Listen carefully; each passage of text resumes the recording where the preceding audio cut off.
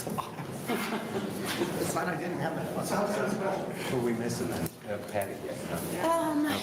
That's okay. Probably are gonna have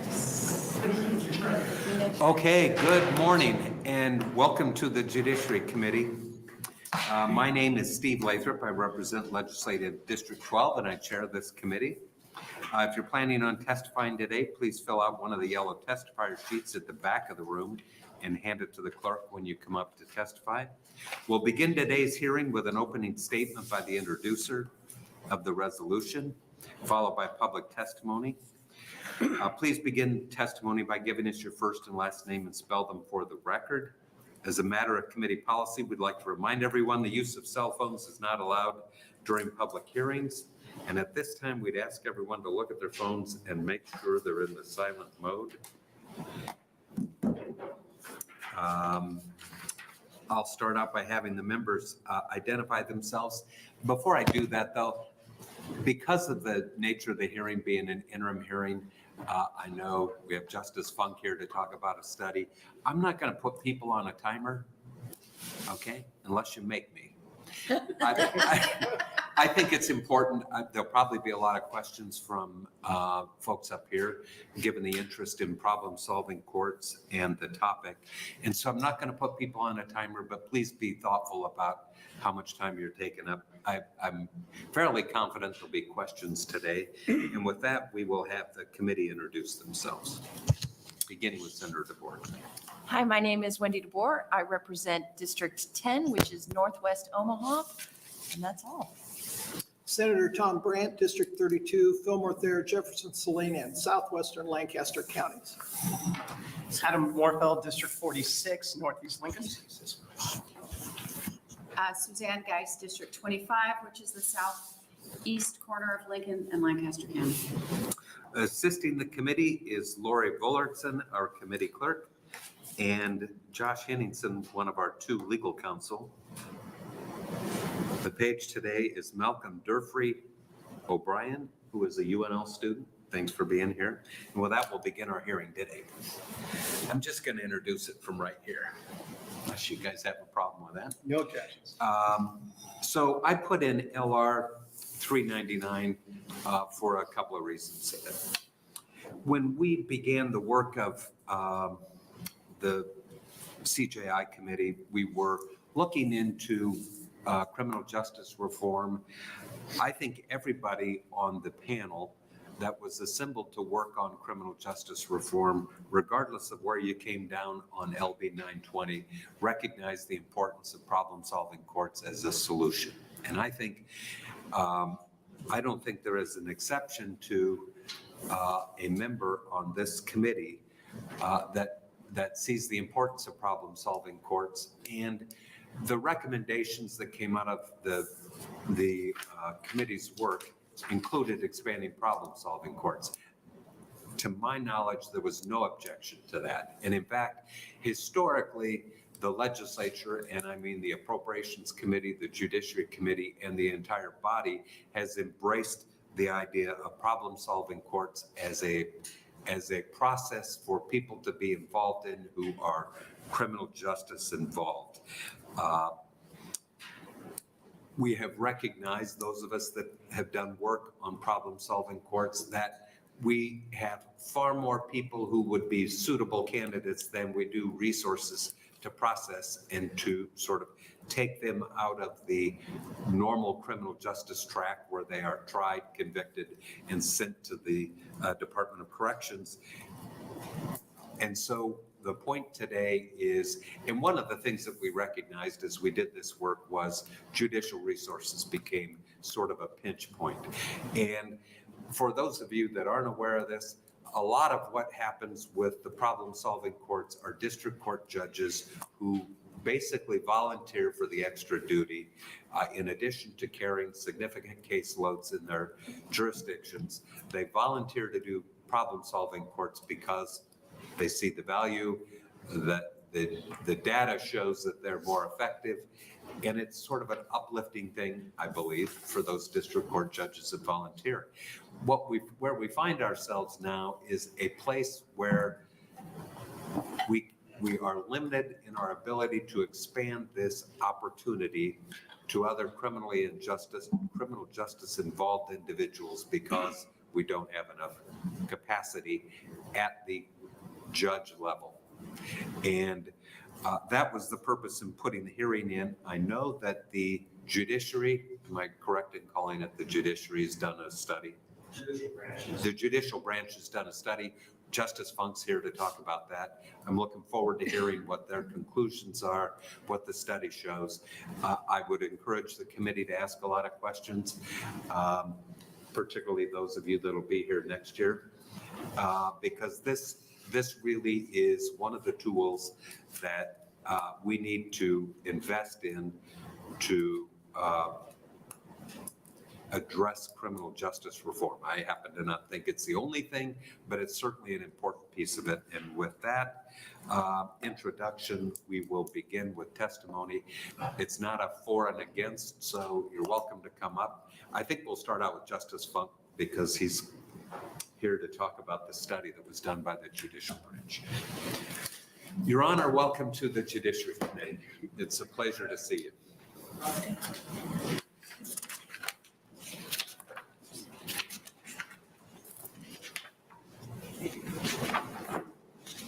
Good morning, welcome. Good morning. Thank you for the record. My name is Jeff Funk, Jeff-F-U-N-K-E. I'm a member of the Nebraska Supreme Court. I've been on the court for 6 years, just over 6 years. Prior to that, I was a trial court judge for 9 years, 6 of it in the county court and 3 of it in the district court. One of my duties on the Supreme Court is to be the liaison with the problem-solving courts throughout the state. So what that means is I'm a member of the problem-solving court committee that meets at least twice a year, if not more. And then I report back to the Supreme Court about the work of the problem-solving courts across the state. So first, let me thank you for being here today to speak with you about this. I also want to thank you for your support of problem-solving courts. It does seem to be kind of a unanimous project that we do that gets support from the judges and probation, court staff, and the legislature has been very, very helpful in giving support as we need it. So I want to thank you for that. Problem-solving courts have been proven to help individuals restore their lives, bring families back together, make communities safer, reduce prison population, save taxpayer money, and it's very rewarding for our judges. Senator Lathrop said most of our problem-solving courts are done by district court judges throughout the state. It's a voluntary responsibility. What that means is when it started in roughly 1999, Lancaster County, I believe, was the first problem-solving court in the state. It was because judges desired to do that. They'd learned about it and wanted to try it in Nebraska. And because of that, it was successful. And since that time, we have had problem-solving courts in places, jurisdictions where judges volunteer to do that. We may approach judges occasionally and say, we would like to see a problem-solving court in certain areas. Would you be willing to do so? Other times the judges come to us and say, we want to do this specific type of problem-solving court. And when we look at it, determine the financial responsibilities, we look at the needs and see if that's something that can be done.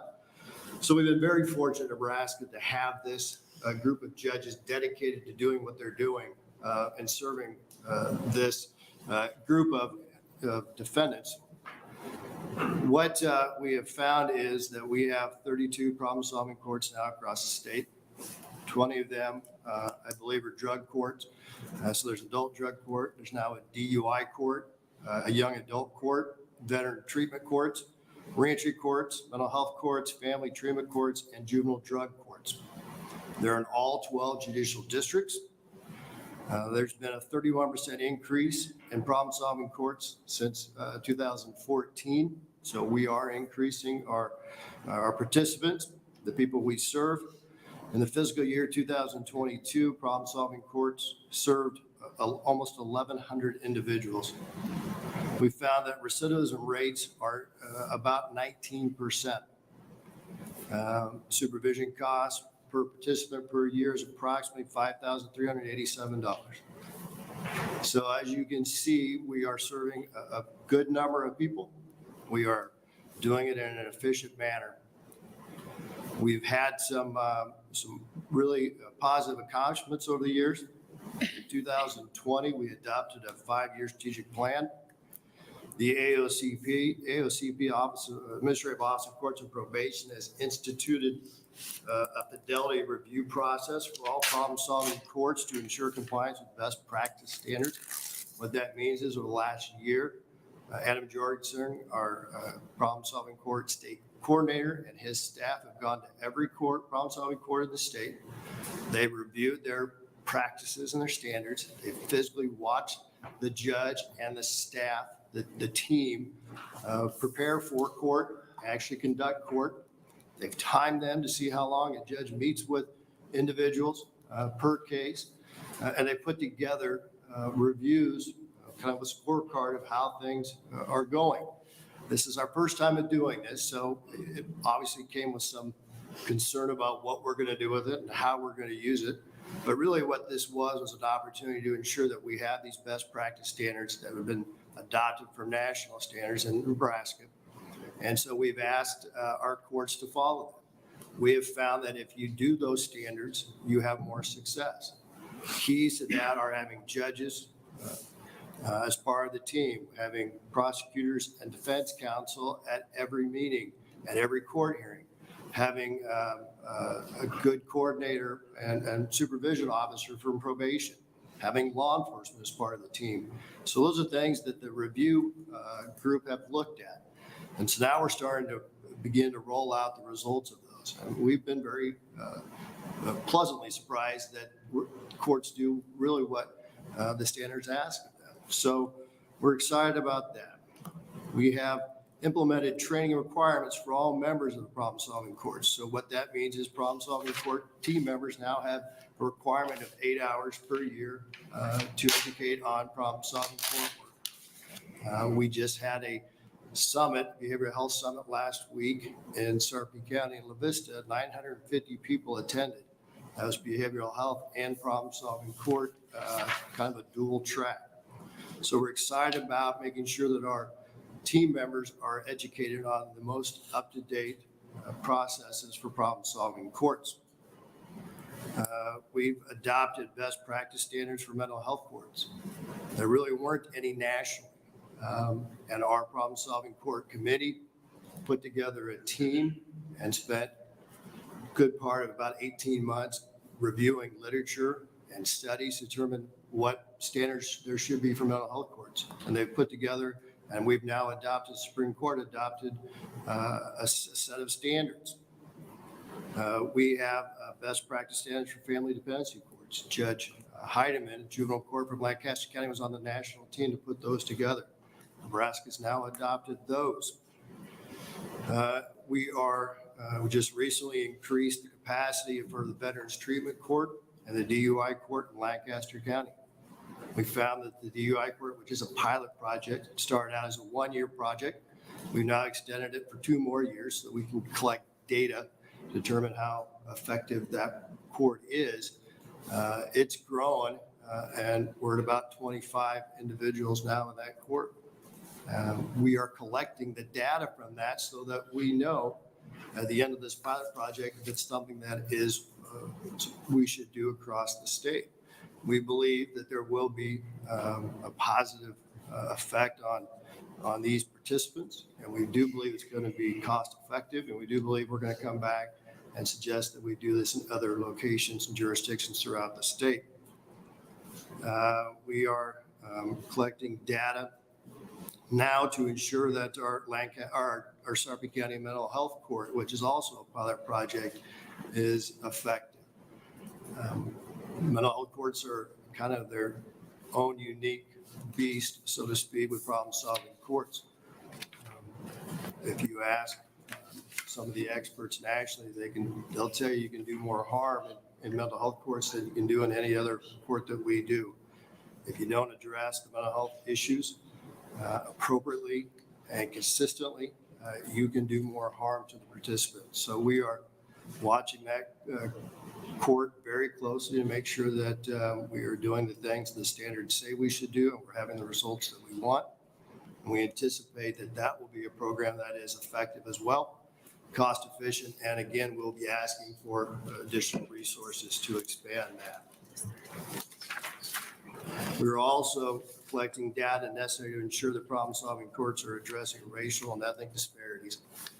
That's something that in 2020 was part of our strategic plan. We didn't believe we had a problem, but you're not sure until you look. So we're collecting data to ensure that we are addressing those things, those issues as well. We have, as Senator Lathrop discussed, as part of the strategic plan, we talked about sustainability of problem-solving courts. And the concern we have is that we have volunteer judges, I mentioned, doing this. District judges, I've said many times, I believe they have the most difficult job in the judiciary. They carry a heavy caseload. Caseload's very complex. Lots of trials, lots of lengthy trials, very experienced attorneys that deal with specific issues in district court. So district court judges already have a very challenging job. And then on top of that, we ask them to dedicate perhaps a day, half a day, a week to do problem-solving courts. And when we have a judge in a certain district that perhaps doesn't feel the urge or desire to do a problem-solving court, we may not have a problem-solving court in that jurisdiction. That's happened, and that's a concern. Fortunately, one jurisdiction, the judge is now retired, and we have a new judge that's been appointed willing to do problem-solving courts in a district that really needs it. So we're excited that as part of our budget process, we're going to be asking for some money to open that drug court and get that started. So we have volunteer judges that are overworked, and so we know that there's a concern in that respect. We also know that as justice reform, we cannot keep, as judges, placing people in prisons. We know there has to be better ways to do that. We are convinced, as I believe you are, that problem-solving courts are an effective way to do that. They bring people that maybe are not fully ready to change. They give them an opportunity to be intensely supervised. They give them the support and the skills to be successful. They give them a judge that will look them in the eye and say, you can do this. We think positive of you. We think you can be successful. We bring families together to assist them. So we know that this is something that can be an effective way to address the criminal justice reform issues in Nebraska. The judicial needs study was done by our research department. Hazel Delgado is present today. She's the director of that department. And she's reviewed, and I think you all have a copy of it, all the felonies that were filed in the last 5 years.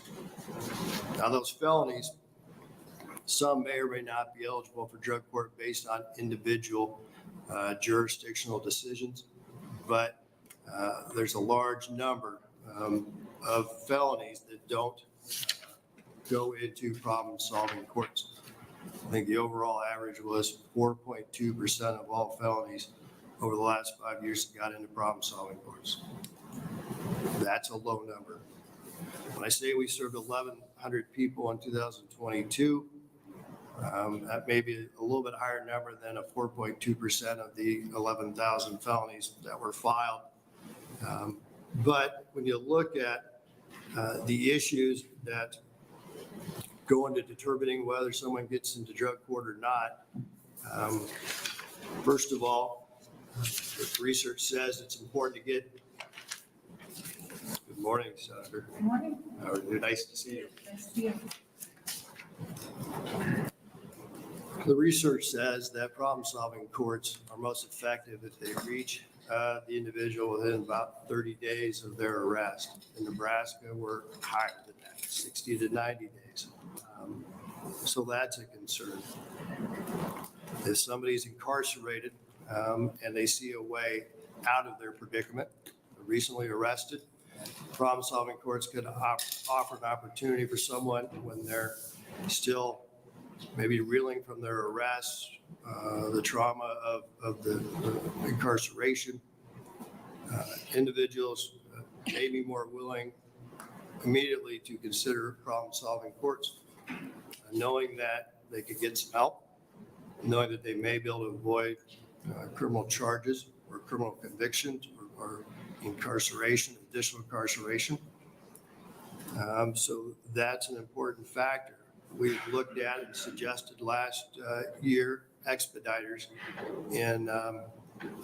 to be put into the jails in at least 4 or 5 judicial districts across the state. What we think these expediters would do is they would come in within a day of an arrest. You have an opportunity to do a quick assessment of an individual to see if their charges are suitable for problem-solving court. Look at their chemical dependency issues, substance abuse issues, and determine if they are eligible for problem-solving courts. And then prepare a report and submit that to the county court judge, to the prosecutor, and to defense counsel. Lots of times when people go to jail, they don't know there's a problem-solving court option. They're not aware of it. And they don't know about it until they meet with their defense counsel, which could be weeks down the road. One's appointed and they meet with them. They don't know about it, so they don't take advantage of it. So if we have an expediter in the jails, they could immediately meet with them and talk about that option. So another problem is kind of uniform admission standards in the problem-solving courts. We have eligibility, best practice things that we consider, but those are not, they're more guidelines than rules, so to speak, and each individual district, county have their own considerations. So perhaps uniform admission requirements would be a possibility, so that everybody knows that if you scored this level, which is a high need, high risk level, and your offense qualifies, you would become potentially eligible for problem-solving courts early on versus 60 to 90 days down the road. And then prosecutors, defense counsel, and the court can consider and make that final determination. So I think that's one possibility. If we were to do that, we'd need, I think we suggested about 5 expediters the first year, maybe 5 more in the next year. We get started in Douglas and Lancaster and Sarpy and the 10th Judicial District, 9th Judicial District. So those are areas that we think it's important to consider. But with this needs assessment, if we're only gathering or representing, serving 4.2% of the felonies that have been filed in district court, then I think there's obviously some huge room for improvement. Phase 2 of our judicial needs study is beginning. Phase 2 is kind of what we consider a supply of resource consideration. We're going to be looking at closely the judges and what we need for judges and probation staff to fill additional courts. We're going to be reaching out to prosecutors, defense attorneys, county officials, law enforcement, treatment providers to see what their capacity is. Because this is one piece of the puzzle.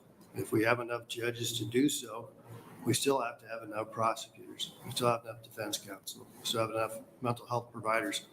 And the behavioral health providers are a big issue across the state, and we know that. We're addressing some of that through telehealth and things of that nature, but that's still a concern, and we need to continue to look at that issue as well. But our possible expansion, and I think we shared some of this with you last year.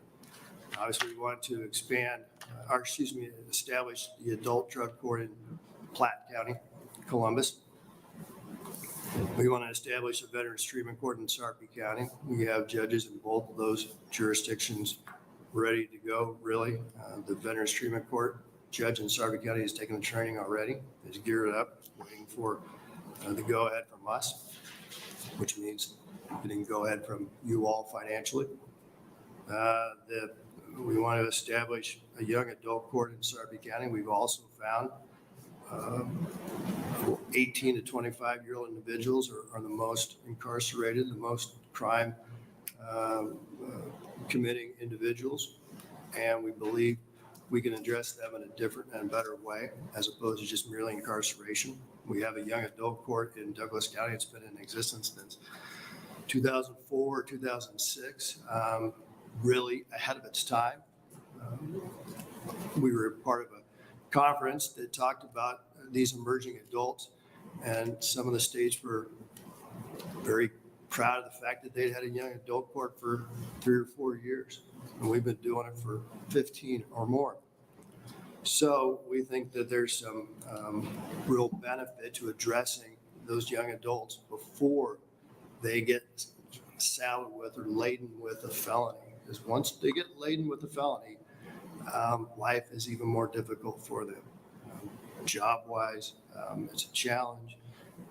Who you can associate with, those types of things. So it's important that we look at that, and we've had good success in Douglas County. We have standards that we follow there. We think that we can roll that out in other jurisdictions as well. So those are potential growth, immediate growth. We also would like to establish reentry courts in the 3rd, 4th, and 6th judicial districts.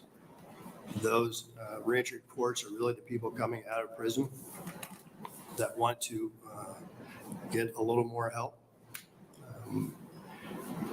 It's a complicated situation, I think, with reentry courts a little bit. With a lot of these courts, we have a pretty good carrot. You can have them plead guilty to a felony, have them complete the court, and then dismiss the felony. With reentry courts, it's not quite as easy because they've already been convicted, they've already gone to prison. But there may be some possibilities of lengthening sentences, getting them into reentry courts before they would normally get out, get them assistance, and get them back on track. So we think reentry courts are real positive. We have one in Sarpy County that's doing good things right now. So obviously we believe there's a huge need. We have identified where those needs are. And now the question, I think what we're here for today is really how do we address at least the judicial part. The problem-solving court committees I mentioned, I identified this as part of the strategic plan in 2020 and had concerns about it. This last year, that committee put together a work group made up mostly of district judges and myself, and talked about some options of what would work. As you recall, there was discussion last year about magistrate judges, referees, or judicial hearing officers, however the term you'd like to call them, coming in and assisting district judges by overseeing some of the work of problem-solving courts. The district judges were concerned, and rightfully so, that they were being the key element of having a judge in front of the individual in court would minimize the effect of the problem-solving courts. So this group got together and talked about some options. That group is not fully, the work has been done by the work group. It's going to be submitted to the problem-solving court committee later this month for their consideration. Ultimately submitted to the Supreme Court for the Supreme Court's consideration, and then coming back to you all for proposed legislation. The things that we found from that work group include that there was a strong preference from that work group that we utilize existing judges.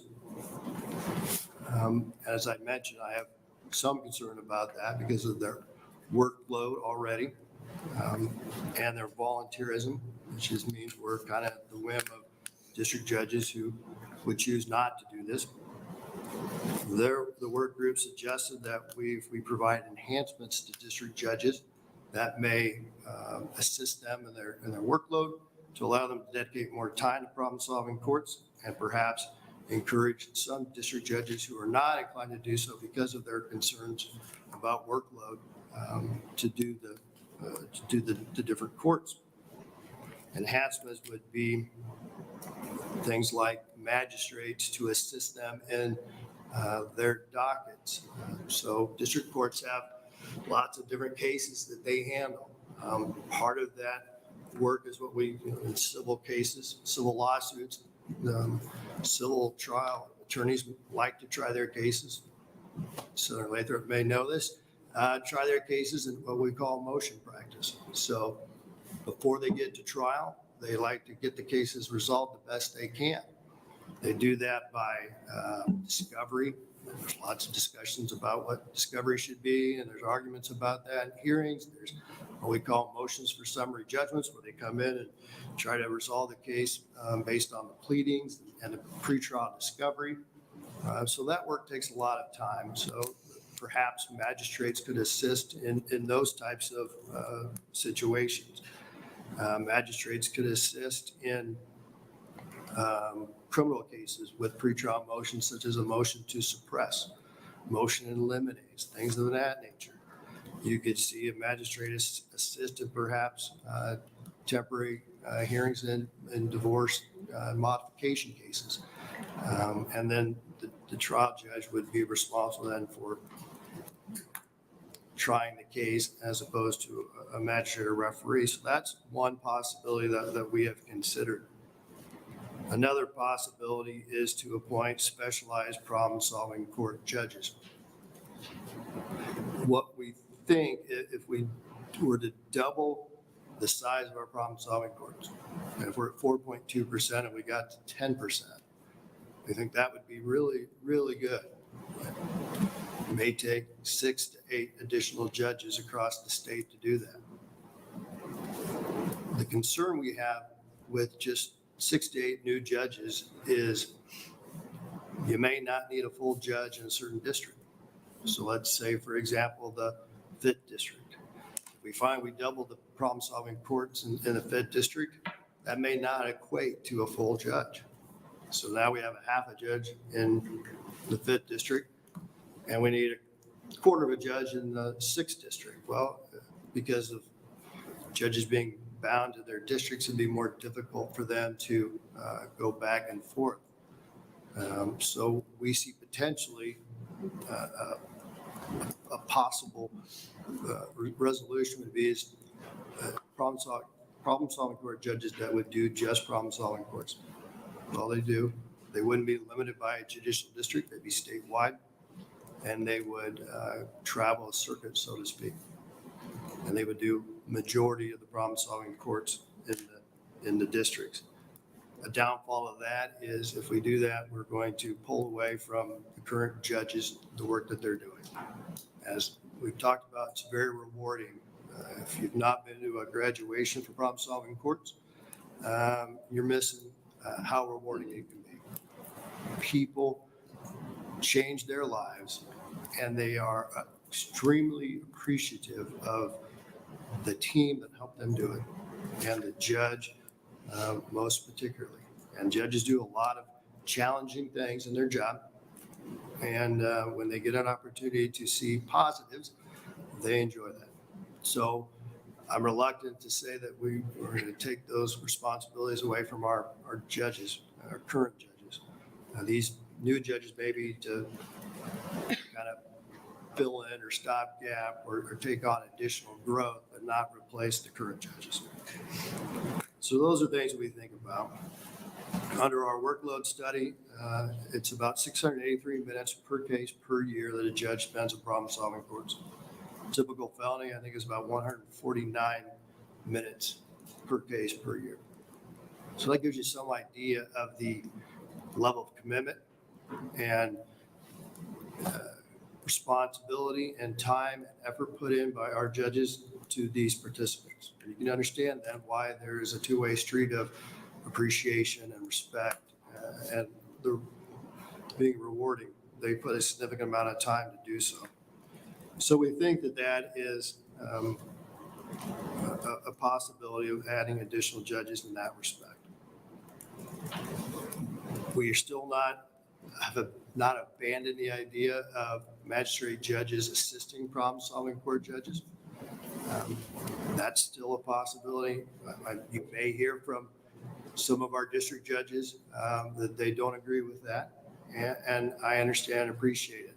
But just as a doctor has a PA to assist on some of the smaller things and comes in and deals with the bigger things, I think magistrates could assist problem-solving court in some of the smaller efforts, time-consuming things, and have the judge come in and do the court proceedings. We in the 8th district used county judges because we didn't have district judges available to do problem-solving courts. And in district court, they have a different set of jurisdictional abilities and authority than county judges do. So county judges couldn't do everything that a district judge does. But the county judges still come in and do the problem-solving courts. They do a very good job. We don't see any deficiencies, any reduction in recidivism rates, anything of that nature. We had as I mentioned, a summit last week, behavioral health summit with a national expert. And a question was asked of that expert: does it matter if it's a judge or a hearing officer?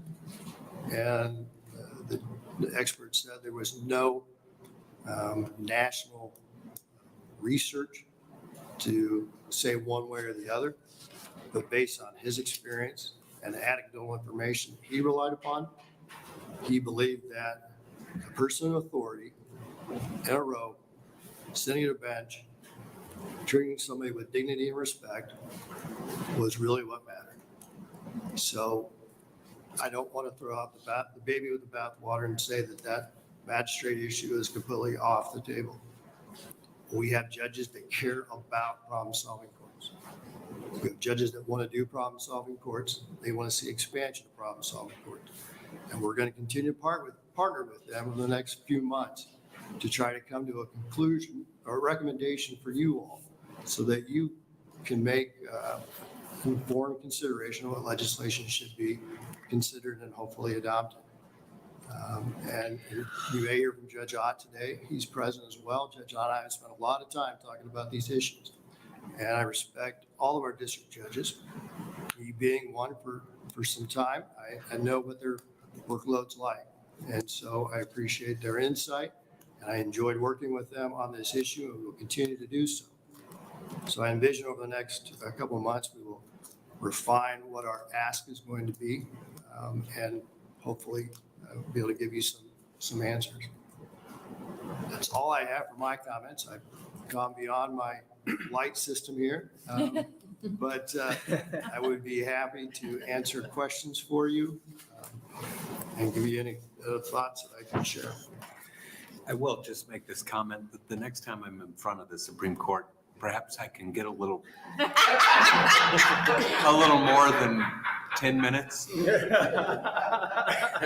Or you'll understand if I run over by a couple of sentences. I'll be happy to talk to the chief. All right. Yeah. Thanks. I very much appreciate your being here today and your presentation. Did you have questions? Senator Geis. I do. Thank you for all that information.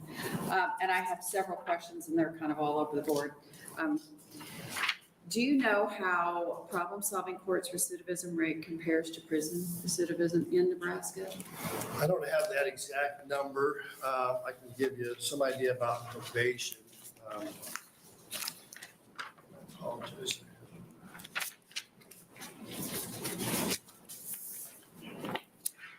I didn't bring my glasses, so here we go.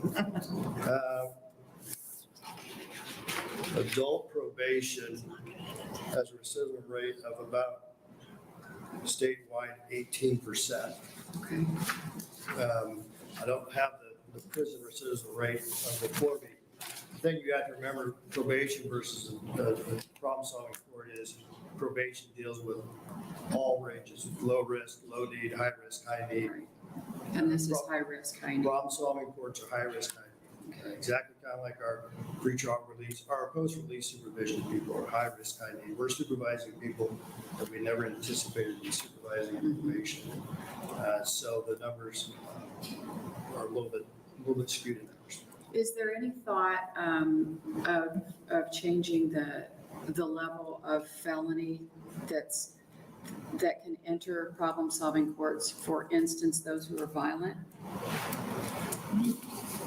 That is, we don't have the best practice standards don't have a limitation right now on violent felonies. Okay. Really, it's a jurisdiction by jurisdictional determination. Okay. So we think there's some potential for that. Study shows you lots of different cases. There's certain ones that just will go out. Obviously, murder, manslaughter, rape, kidnapping, those types of cases we would probably never see in problem-solving courts. But there are cases where it potentially could be an assault case, maybe not a domestic assault, but assault case, additional property crimes, things of that nature. So there are potential for expansion of those issues. And if we have a uniform eligibility requirements across the state as opposed to jurisdiction by jurisdiction, I think you would have a better capture of those individuals in the problem solving. That's just good for us to know going forward, kind of what you all are thinking. And I just have two more, I'll make it quick. You talked about the expediter, which I think is a great idea. Is that person an attorney? Is it a former judge? What's the requirements for that? We think it would be a probation officer, somebody with the ability to interview and assess these potential participants, perhaps even a clinician, somebody that has some specialized training, and we have some probation officers that have that specialized training, so it would be potentially clinicians trained as probation officers to come in and do that, because really you're doing an assessment of their substance abuse issues. Okay. And then one more question is about the magistrate or the enhancement. Is when you refer to the specialist that said it doesn't matter as long as they're someone who treats them with dignity and respect, does it matter that that person be somewhat consistent, that it be the same person, or is that taken into consideration? I don't know the answer to that. I can tell you that the research shows that judges that have 2 years of experience or more in problem-solving courts are more efficient or more effective than someone that has less time. I think that's because of that issue. If you are following the standards, you're trained in the standards, and you're consistent with the individuals, I mean, they're going to, in a problem-solving court, you're going to see one person meeting with the judge, and there's going to have a room full of other people watching, waiting for their turn. They're going to recognize if you're not consistent. They're going to recognize if you don't follow the standards. They may not know exactly what the standards are. They have a pretty good feel for what the process is all about. So consistency is huge. Training is huge as well. So those are things that if we were to have a magistrate system, we would train them like we would train district judges as far as the education, knowledge of the standards, those types of things. But does that need to be the same person? In that? Or one of two, or is? Yeah, I would think so, yes. I think you'd want it to be. So like, for example, if you had a roving district court judge that did multiple districts, that would be the same judge potentially doing all of those courts in that territory. I think that's important to have that consistency. Okay, thank you. That's all. Thank you. Senator Morfield. Thank you for coming in today. I think I know the answer to this question, but I don't want to assume. And you listed out several different hurdles, and I think I got all of them in terms of expansion and problem-solving courts. But in your view, what do you think are the one or two biggest hurdles that the state is uniquely positioned to up the court system? I think the treatment providers are a huge hurdle. We've been trying to prop up those. I know there's been an increase in the rates that they've been paid. decisions made by the legislature to increase that, so I think that's helped. But we need more treatment providers. If we increase, I think we can resolve the judicial resource issue. I think we can get that fixed. I don't know what By impact. increasing the judges or? Increase the judges or magistrates in some form to either do problem-solving course or to assist judges in their pretrial, or their motion practice, things of that nature. I think there's a way we can get that resolved. I don't know the answer of what it's going to do to the counties. I mean, we ask a lot of the counties. They help support these courts financially. Prosecutors, defense counsels have a very busy docket already, and then we say, we're going to take a day of your time and have you go do a problem-solving course. I don't know the answer to that. That's why this second stage of this needs assessment is so important, so that we can reach out to them and find out what their capacity is. Because if we solve this judicial resource problem and we don't have any prosecutors, defense counsel show up, it won't work. We have to have that team, that core team is important. Okay, thank you. Senator Pansy Brooks. Thank you. Thank you for being here, Justice Funk, and for all you do to safeguard our courts and keeping the integrity of our legal system across the state. Very grateful. I've been able to work with you a couple times, so I know how wonderful you are. So my questions revolve around the fact that you're talking about 6 to 8 new judges, but you don't have necessarily a full-time judge for each of the districts. So did redistricting the judicial districts at all come up, or is that just out of the? That's a pretty big fish to fry. Is it? We haven't gone to that part yet. And Okay, I would be reluctant to have that be the, to begin that kind of process. Okay, so. this would be a quicker fix if we Okay. did some of these. And what about video conferencing? Has there been discussion about that, about trying to merge that in more? I know that some states like Illinois are doing that more, and it seems like with the specialty courts, it might be highly appropriate. And we are doing that in certain districts right now, video conferencing. Part of it was because of the pandemic. We found that it worked, and so we continue to do so. We've had judges offer to assist other judges in their different districts to appear by video conference when the judge is not available. I know that's happening as well. So we've asked our district, our trial courts across the state to put together what we call remote hearing rules. And so they're in the process of doing that so that there's some consistency in each judicial district of what their rules look like for remote hearings.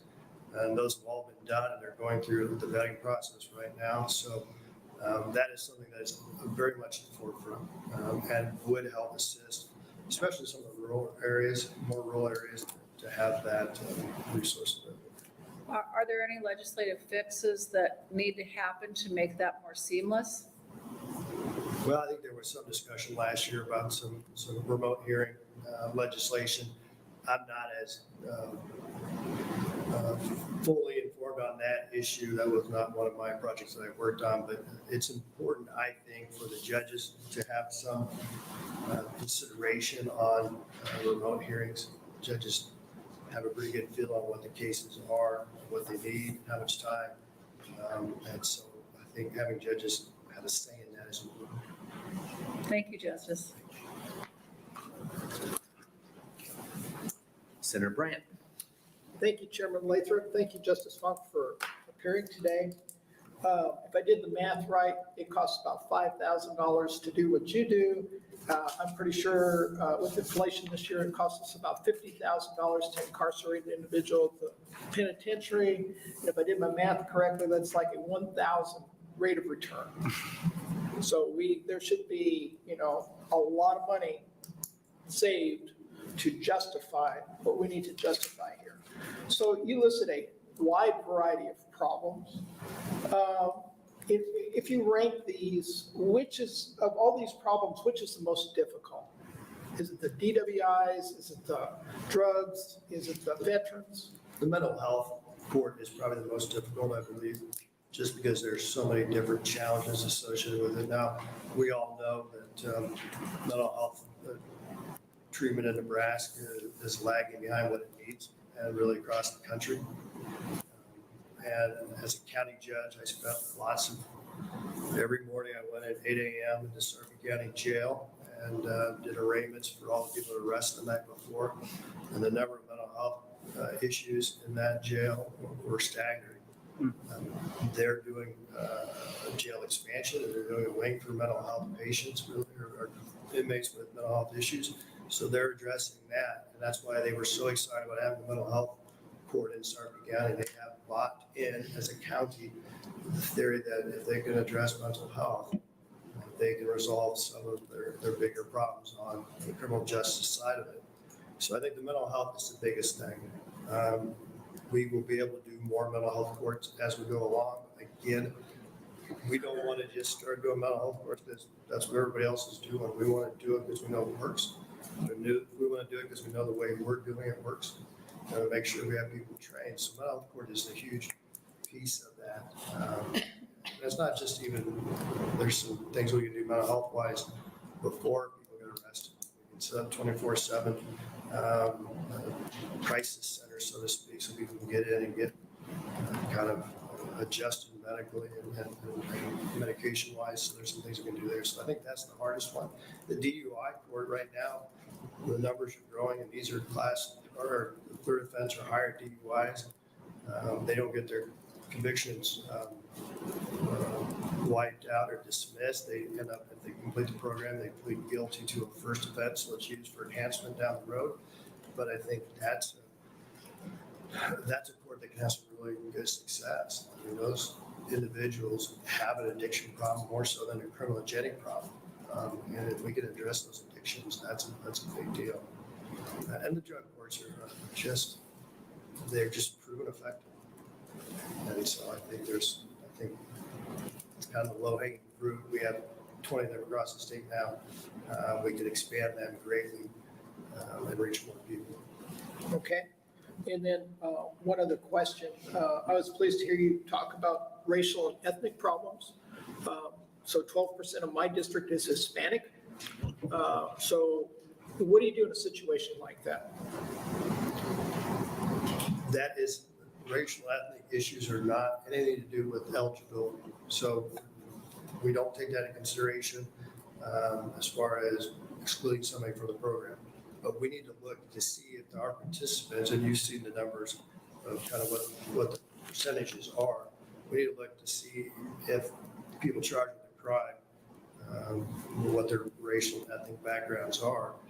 And are we capturing and getting those people into problem-solving courts? So we don't really know yet fully that issue. That's why we put it on the strategic plan. That's why we created a process to gather that information, because we need to make sure we're including all people who need to be in problem-solving courts, not just a certain racial ethnic group. All right. Thank you. Senator DeBoer. Thank you. Thank you, Justice Funk, for being here and being patient with all of our questions. Sorry I took so long. No, it was perfect.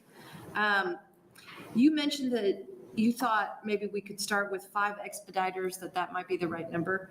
And then you said, and then maybe 5 more the next year, that sort of thing. What is the number that gets us to enough for the number of problem-solving courts we currently have? Just back of the envelope. I don't think it's going to be too much more than that. 10 probably? Probably 10 more, I would think, Okay. across the state. Now, really,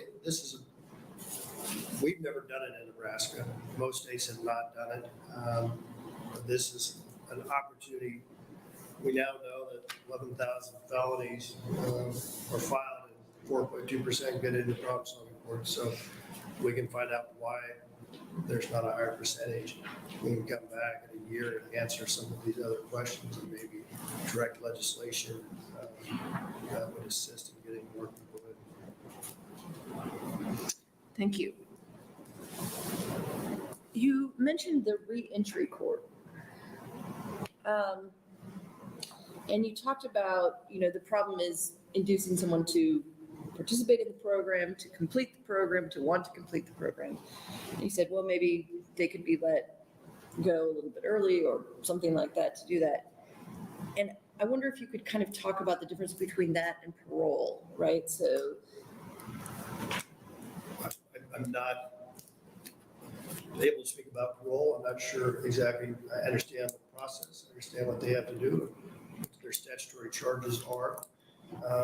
But they don't have a judge involved in parole, ensuring that participants feel empowered to make change. I think that's why the judge is so important to what problem-solving courts do. That's a crucial piece of that. So parole would give services. They would have supervision officers, so to speak, but I don't believe they have coming back to the parole board on a regular basis and checking on your status and seeing how you're doing. With reentry courts, you do that. They have to come back to the judge.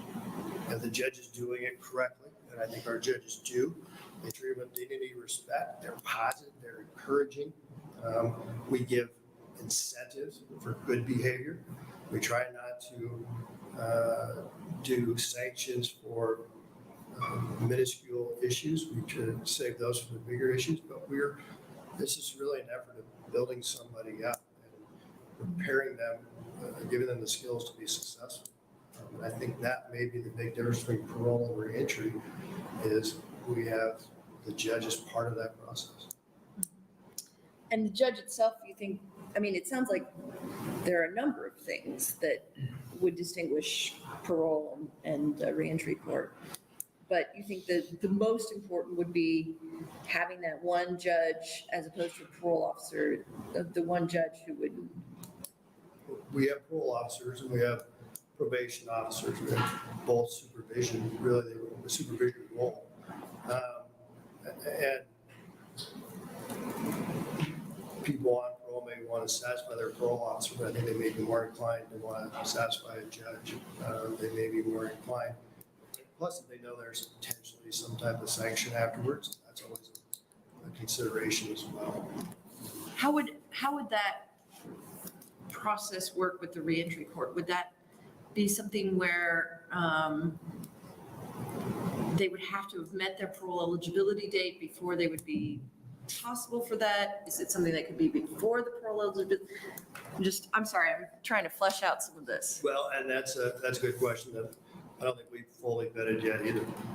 And we haven't brought any proposals to you all. I haven't heard the criminal justice reform people bring any specific issue, but I would think that if you have a lengthy sentence and you have somebody can get out of jail, out of prison in a reentry court, knowing that if they don't do well in reentry court, they could go back to prison, that they have to be with the judge on a weekly or every week basis.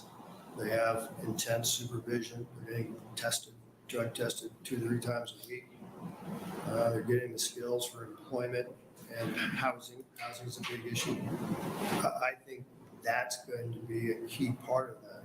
If you can do those things in a reentry court, I think more people will want to do that because now there's an incentive.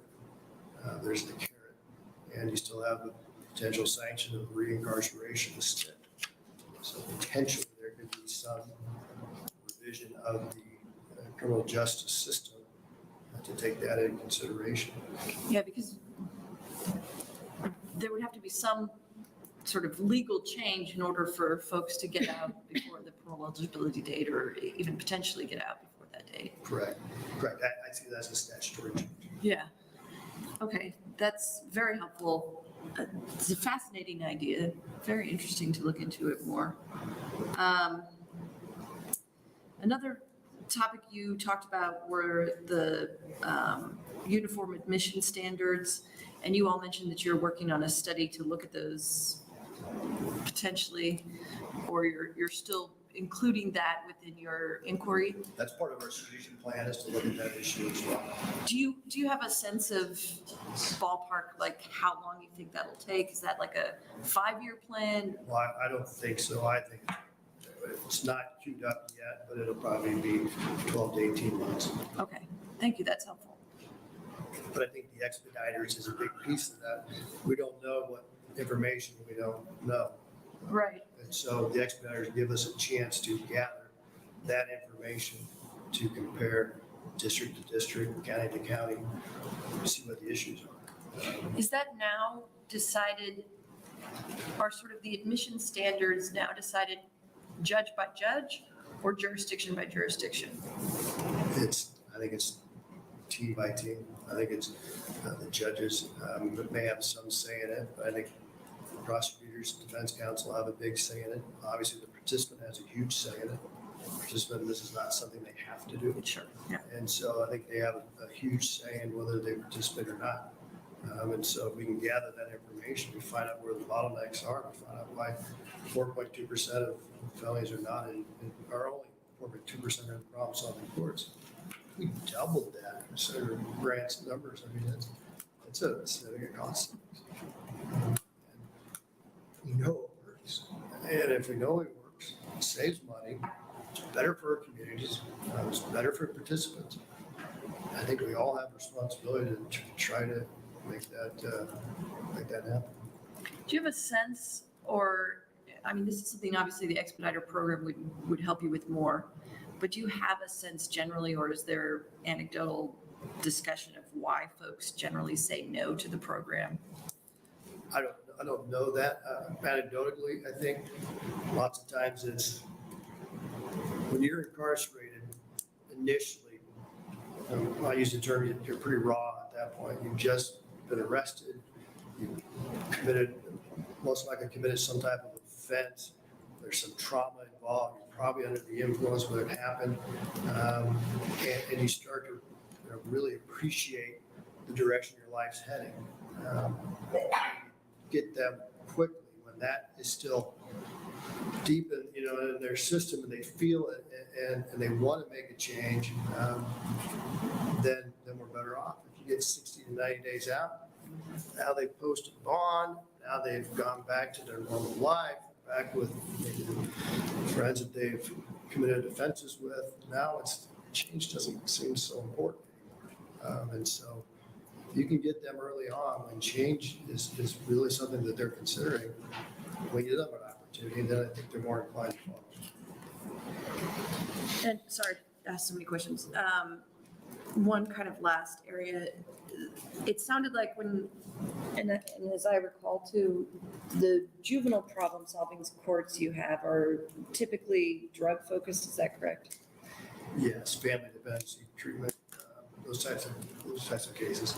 Is there opportunities for expanding those, doing something like the young adults court with juveniles, or are there opportunities there? There is, and I should have caveated this study that we presented to you is all adults. It doesn't deal with the juvenile courts at all. But yeah, I think there is Lancaster County, Judge Heidemann, Judge White are doing some really good work. Judges in Douglas County are working some of these areas as well. So I think there's some expansion of that as well. But the numbers we talked about today were purely adult driven. Again, and we're doing a huge juvenile justice review by the Robert F. Kennedy Foundation and getting an idea of how effective our juvenile courts are, and are we following what the national experts say we should be doing in juvenile courts, and that should be coming out here in the next probably month or so.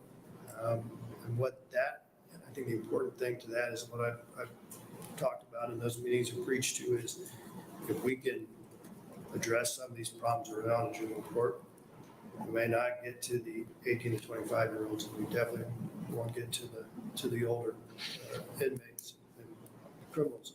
So if we can fix the juvenile court system and address those issues early, then we're ahead of the curve. Mm-hmm. We're stopping some of the flow of those cases into adult court. It seems to me that some of what the initial idea behind juvenile court was to sort of use some of these models that underlie the problem-solving court in many ways. They're already somewhat of a problem-solving court. Yeah. We really are. I mean, if you look at it, a juvenile court is, you have pretty solid supervision, pretty intense supervision. You're going back for reviews repeatedly in front of the judge. The judge is weighing in on what that dispositional plan is. It's ongoing. ongoing, it's changing, it's addressing current needs at the time. So really, juvenile court, especially separate juvenile courts, are kind of problem-solving court models already. Yeah. But they're becoming even more specific.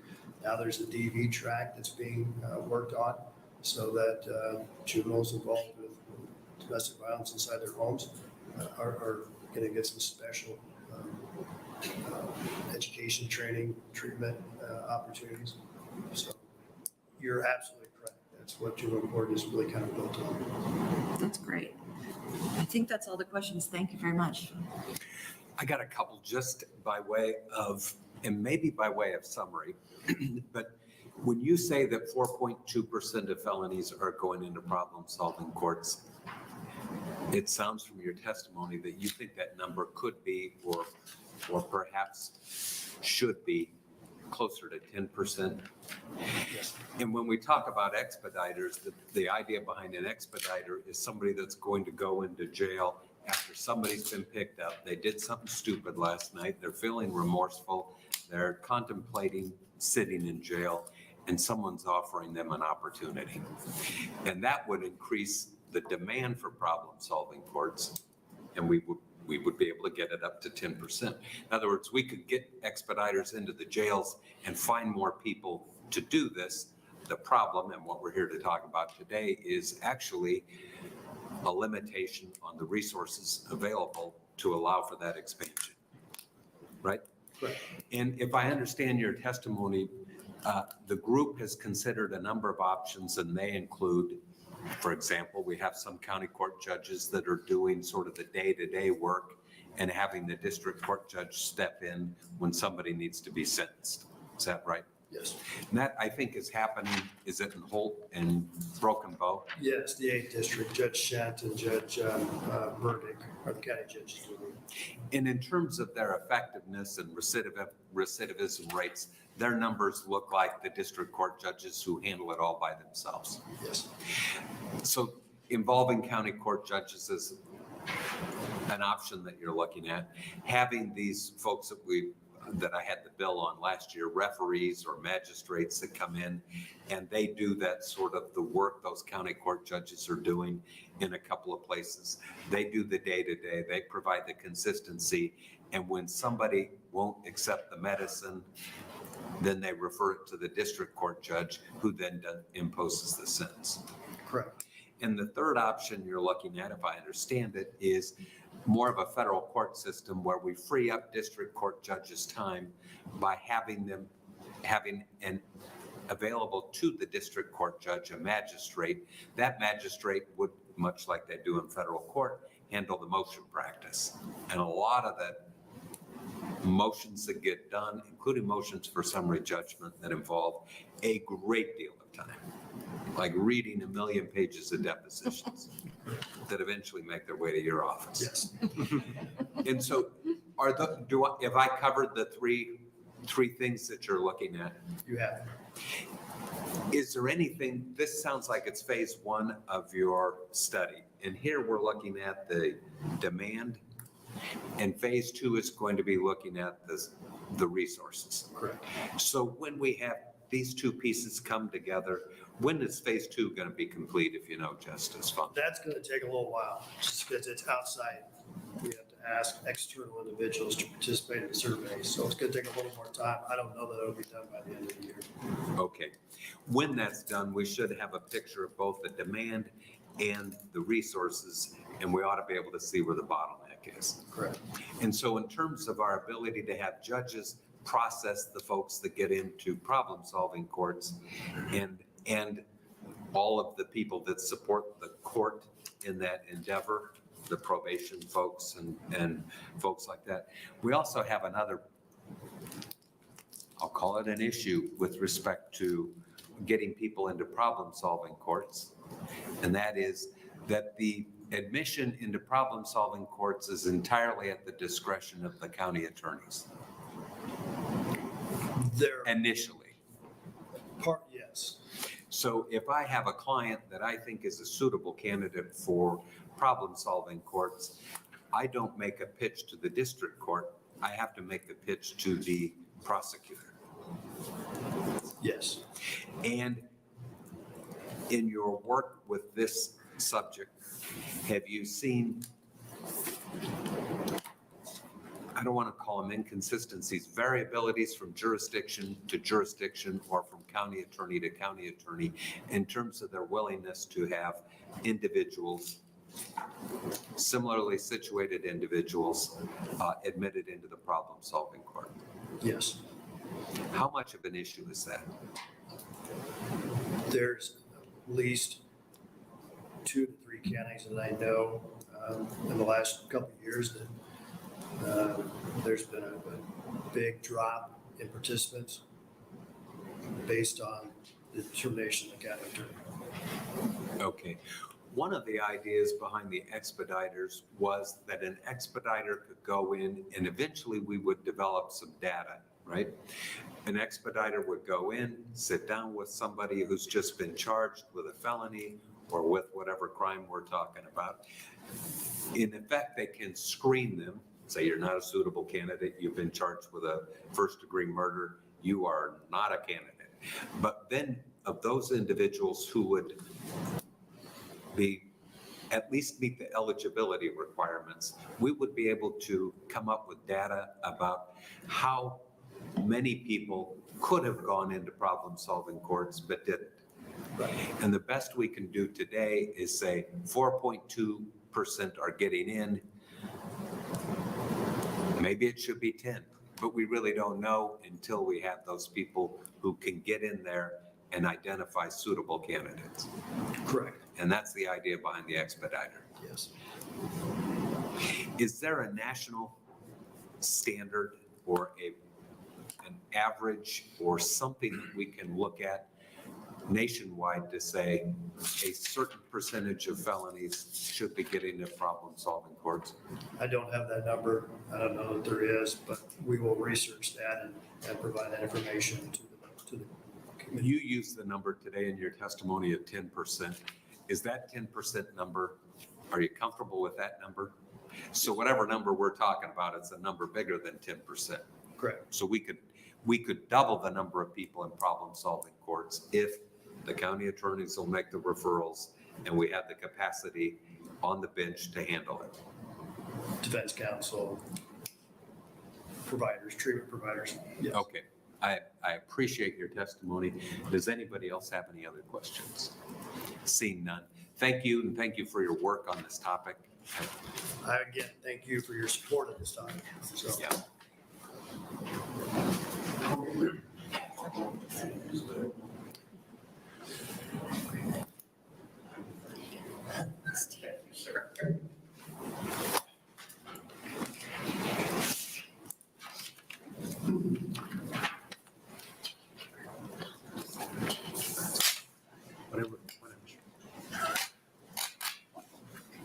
Good morning. Good morning and welcome. I'm Webb Bancroft, WEBB, BANCROFT. I am the president of the Nebraska Criminal Defense Attorneys Association. I have been on the statewide problem-solving court committee for a little less than 15 years. I'm on the subcommittee that has developed the educational standards that we put into effect this year for our problem-solving courts. I am on the subcommittee that is reviewing both the Nebraska standards and comparing those to the national standards. And I am the person that Justice Funk referred to as asking the question of the national presenter at our seminar last week in regards to the difference between a judge or a referee or a magistrate hearing the types of issues that go before the court. And Justice Funk fairly accurately reflected what Doug Marlowe said, and that was that there was no national data that he was familiar with, but it certainly, in his opinion, and on the cursory research that he had done, thought that it was a position of power, that they looked to someone with authority. I did have an opportunity to also talk with Michael Clark, who was a presenter at that same seminar. He is very interested in the subject and thought there needed to be a deep dive into whether or not there is data that would support either of those positions.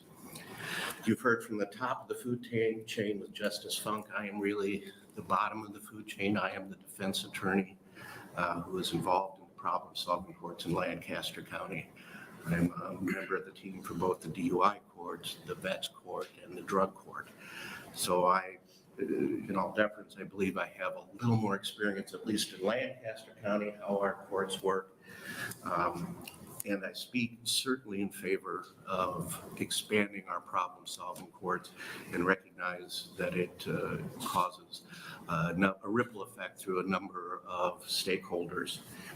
It is always unusual to me when I hear that judges are volunteering or declining to volunteer to be part of problem-solving courts. Again, my practice is limited solely to Lancaster County, so I can't speak to the state concerns, but judges in Lancaster County have certainly stepped up regularly to do so.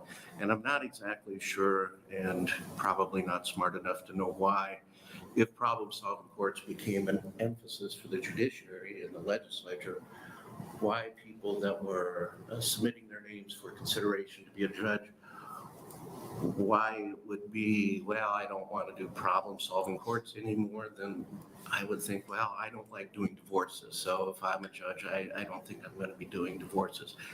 I don't understand it, and it's probably, again, more complicated than I recognize. But I think that we can see within our system that it is an important role, and just as important as a number of other duties that district judges carry out on a day-to-day basis and volunteer to do.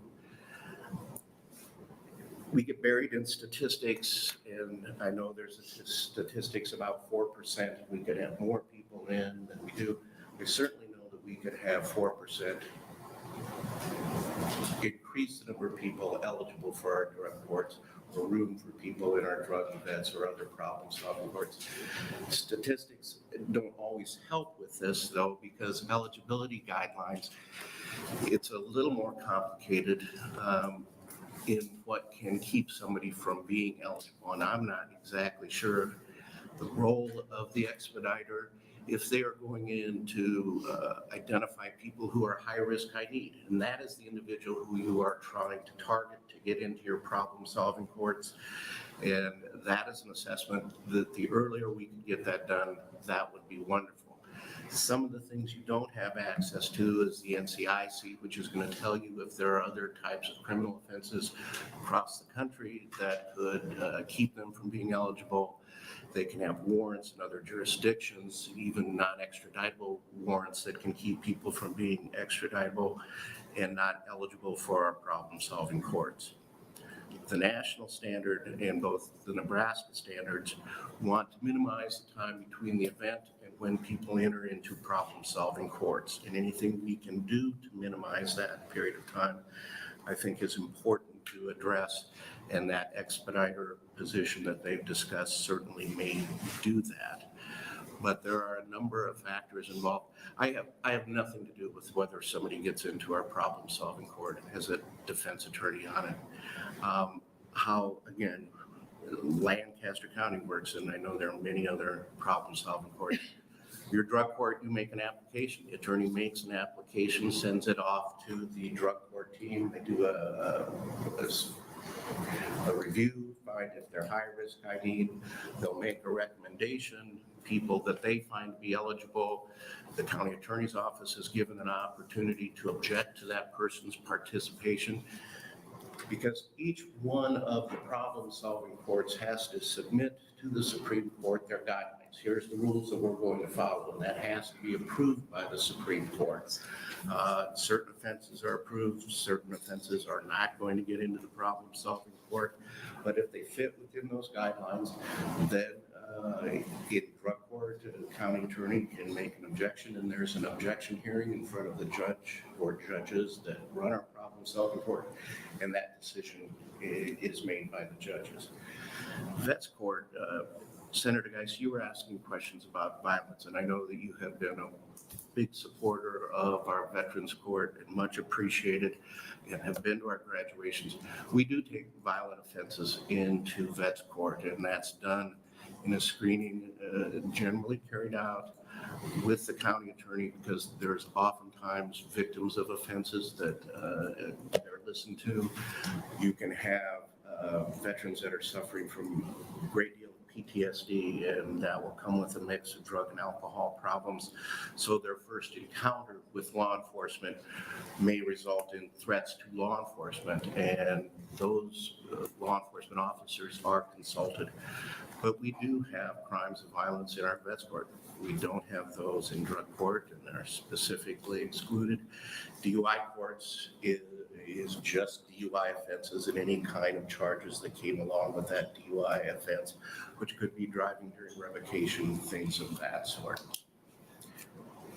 Justice Funk was discussing or answered a question about the DUI court, because then when they are complete that court, they're convicted of a first offense. Well, actually, it's a third offense.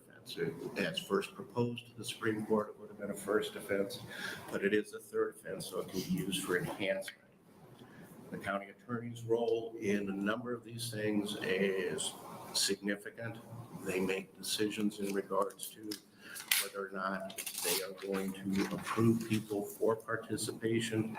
As I indicated with drug court, they can object if they think there's a reason to object. One that you hear all the time with our drug courts is we say it was possession, and that possession or a delivery of a controlled substance, it was to support their own needs, because drug addicts generally aren't working, and so however they provide for their living is usually through the sale of drugs. The county attorney's office can argue to the judge that no, that's as a result of them making drug sales for profit. So those kinds of things can impact eligibility, but our guidelines set out what is eligible and what is not eligible for consideration, certain levels of felonies, those kinds of things. So that would be true, I think, for all of the problem-solving courts. Within the subcommittees that I've worked with, both in going through the national standards and Nebraska standards, and I did just discuss with Justice Funk this week at our meeting that we may need to tweak the standards that we have in terms of a number of things, eligibility being one of them, timeliness of application being one of those things. But there is nobody who does not want to expand the problem-solving courts. The individual who I talked with who wanted to do a deeper dive, the one thing that he emphasized was the most successful. Why did people graduate? What was the biggest thing for them that guaranteed them getting through, why they thought they got through? It wasn't the threat of the felony conviction. It wasn't the threat of going to prison. Treatment was second or third. The most important thing for those individuals was the time they spent with the judge. They said that because it was the first time they had been in a system where they really felt somebody was listening to them and caring about them.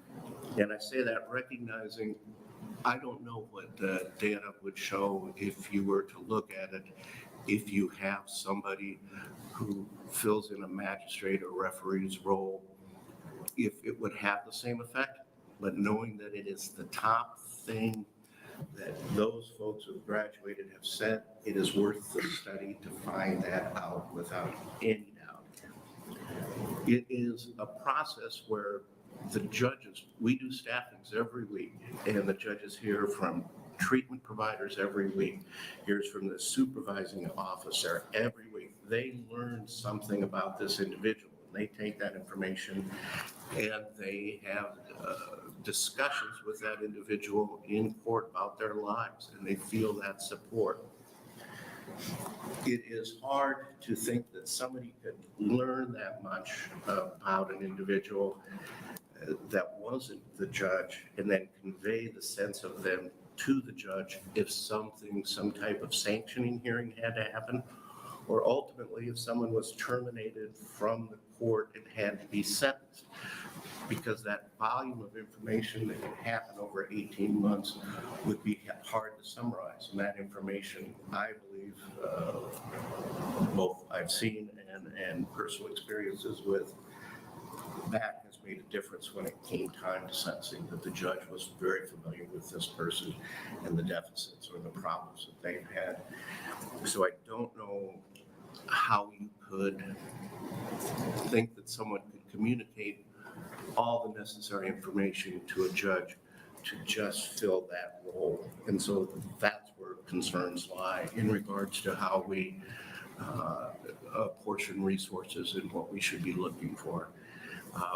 But I just want to bring it down from the ground level, from Justice Fund to this is what it works like when you're there. This is what it's like in practice. So those are the concerns and the interests that we have. But certainly this committee, AOC's interest, the judiciary's interest in expanding these things is wonderful. Okay, thank you. Mr. Bancroft, Senator DeBoer. Thank you, Senator Lathrop. Thanks for your testimony. Was wondering, this is outside of the question of sort of who is the best to head with problem-solving courts in general, because they're before adjudication.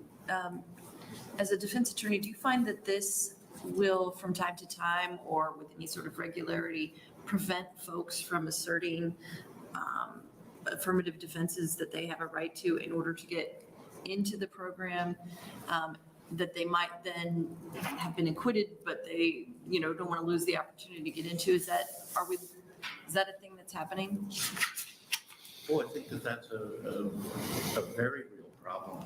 And when we talked about minimizing the time between being arrested and having to make a decision whether to enter into a problem-solving court,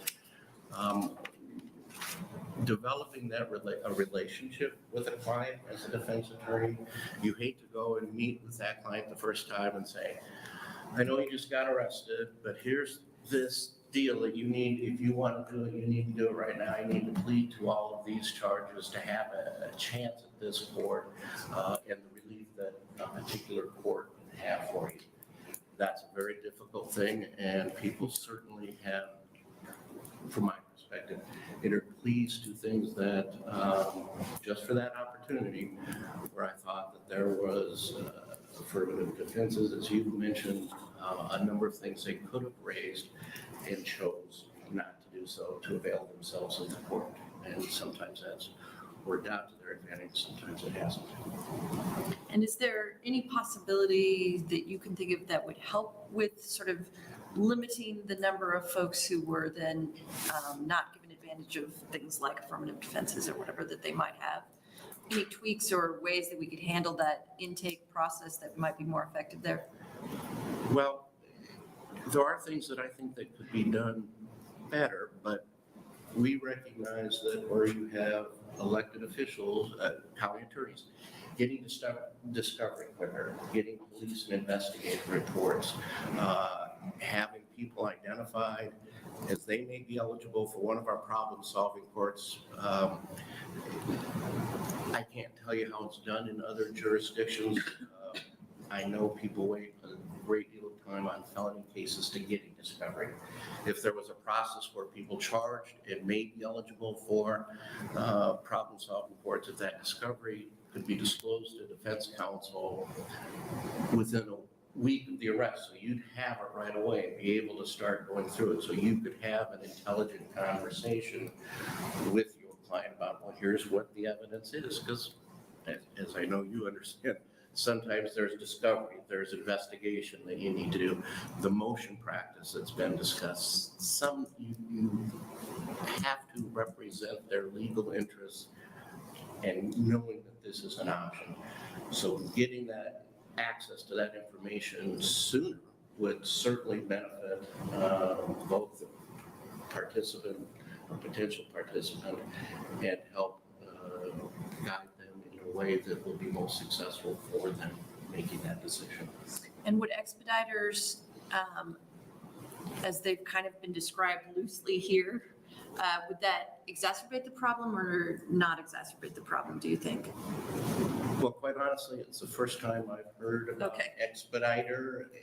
I'm assuming an expediter is somebody What you want in your problem-solving courts are people, they have quadrants, they're high risk, high need, both Yeah. criminogenic as well as for the mental health quadrants. That's your target population. You have low risk, low needs, and you have mixture there, but you want to identify that core group. That's who you should be going after for all of your problem-solving courts. Sometimes those are the more serious felonies as well, but that's the data is clear on this. The more serious the felony is, the more successful problem-solving courts are, and the less recidivism that you have. That data is out there and is available. So if expediters were doing the evaluation assessment and say, we have a high risk, high need individual, so they're within our target population, the next thing that you want to have is what their criminal record is to know if there's anything from another jurisdiction that could interfere with their participation. Then, of course, you'd want the discovery on a particular case and see, again, when you're looking at 3 possible problem-solving courts, if it's not a DUI offense, that wouldn't be one of them, to see if there's a problem-solving court that would be potentially available to them. So, for the topic that we're discussing today, in terms of how to best create the judicial resources to expand or scale up these problem-solving courts, can you see, I mean, it sounds to me as though you are suggesting that the option of keeping it to be the actual judge is probably preferable. Is that correct? That is absolutely what my preference would be. I think that the role is so important, and what goes on a weekly basis, the staffing, what they find out about the exchanges that they have over 6, 12, or 18 months is very important. It ultimately impacts both the participant and to the benefit of those of us who get to participate in the courts.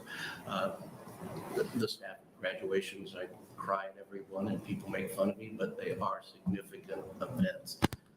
But I also think when people are terminated, when they found to violate the drug court, it makes a difference in terms of ultimately the sentencing. And I think oftentimes judges understand these individuals better for the time that they spend with them, and it can lessen the sentences. Thank you. I see no other questions. Thanks for being here, Mr. Manfred.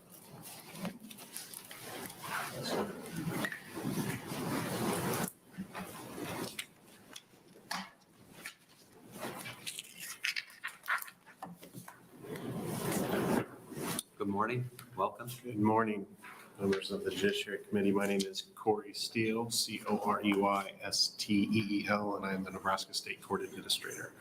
I'm not going to reiterate a lot of what Justice Funk talked about, but I do want to fill in a few holes or gaps and maybe respond to a couple of the questions that were asked by committee members with some answers that we were able to find in quick order. So I'm going to kind of jump around a little bit and then open it up for any questions.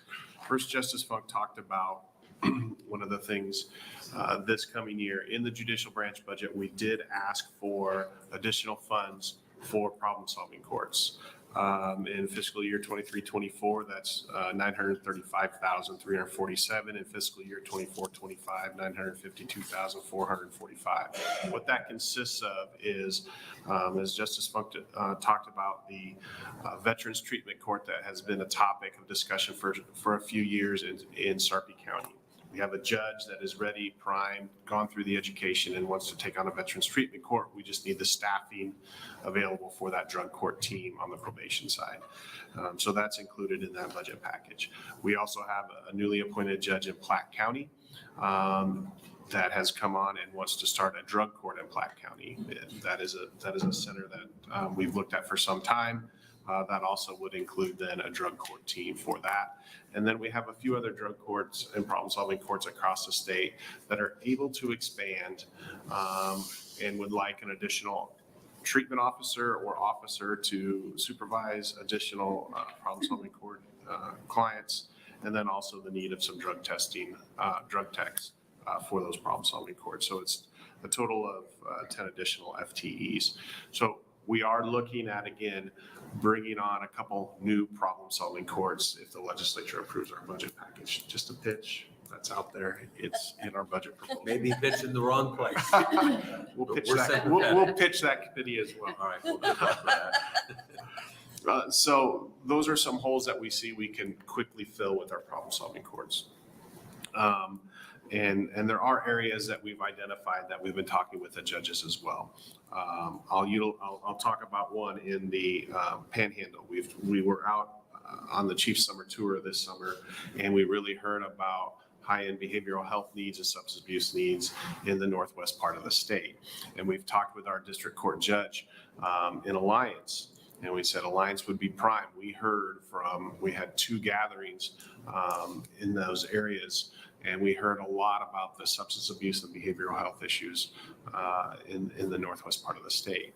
And in talking with Judge O'Gorman, he said there's really a couple reasons that it will be a struggle to get a problem-solving court up and running. Not the fact that we wouldn't have individuals that would be identified and that are suitable, eligible, and could participate. It's realistically, it is a couple things. One is treatment, as Justice Funk alluded to. There is lack of treatment providers in the Panhandle, particularly in the northwest part of the Panhandle, to provide the needed treatment for those individuals. The second is the counties.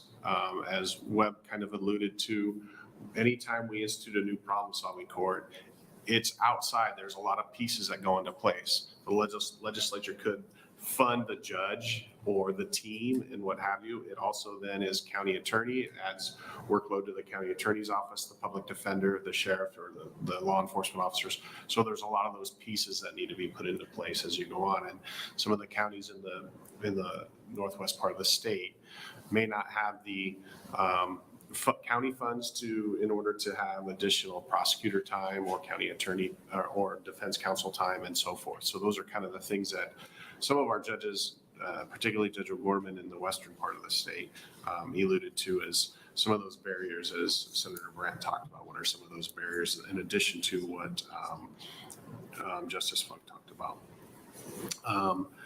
One of the other questions that was asked Senator Geist about the recidivism rates, the comparison. So in the JRI study, it was anywhere from 27 to 30% recidivism rate for those that were released from prison. And as Justice Funk talked about, our probation is 17%, problem-solving court is 19% recidivism.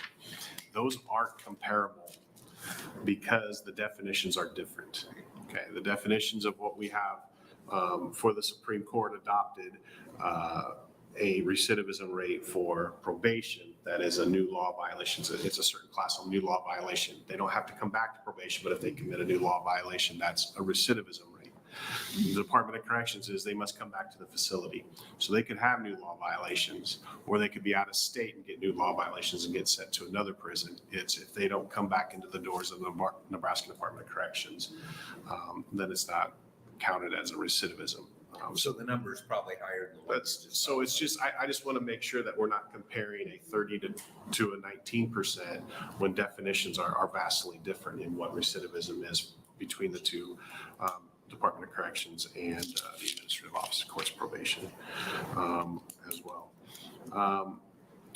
Senator Brandt, you also talked about some additional hurdles, I know, or additional things of what could be used. We utilize one of the things that we also currently utilize is retired judges, and I think Judge Ott may talk about this as well as the committee is meeting on what are the things that are options as we talk about the magistrate or referee, adding additional district judges, the use of retired judges. We currently use one retired judge right now here in Lancaster County. Judge Colburn is on and is on for problem-solving courts.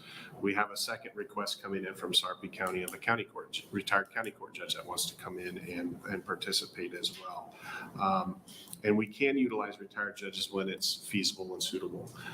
Currently, I have 4 retired district court judges that as they retire, we ask all judges, would you be willing to come back to fill in case of a retirement, or if a judge is sick or ill for a long period of time, or participate in problem-solving courts. We have kind of a narrative that says, if you retire, would you be willing to serve in this capacity? And I currently only have 4 judges that are in retired status for the district court. And then we have about 4 on the county court side, and I have 1 juvenile court judge. So that is an option, but it's a limited option as well. And again, when a retired judge comes on, how long are they going to continue problem solving courts? Is it a year? Is it 2 years? What's the length of time that they're willing to commit to that as well? Judge Colburn's been on for over a year in Lancaster County, and we just re-upped for another year based on our use of retired judges. So I just wanted to throw that out there. I think that'll be discussed as well. And then also redistricting was brought up. It's kind of outside the purview of this committee. It's with Justice Stacy. Justice Funk said it is a hard issue to redistrict judicial districts to expand or what have you. But that is something I just want to put out there that Justice Stacy will be presenting at her December 9th Judicial Resources Commission. We have a current tool to look at. Do we need to redistrict? Do we need to have bigger districts so we can utilize judges a little more vastly? Do we need to have some smaller districts? What does that look like? As it's been somewhere around 20 years that there's been some major redistricting of our judicial districts. We had a slight change a few years ago where we moved 1 county out of and 1 county into, which was a small change. Obviously, those are recommendations that come from the Judicial Resources Commission that then come in front of the legislature for those changes as well. So those are things that are being looked at, and I think we have to also look through the lens of, will this help enhance problem-solving courts across the state as we look at redistricting and some options there as well. Remote hearings. A question was asked about the uses of remote hearings. This is one thing we've been working with our judiciary on over the past 2 years.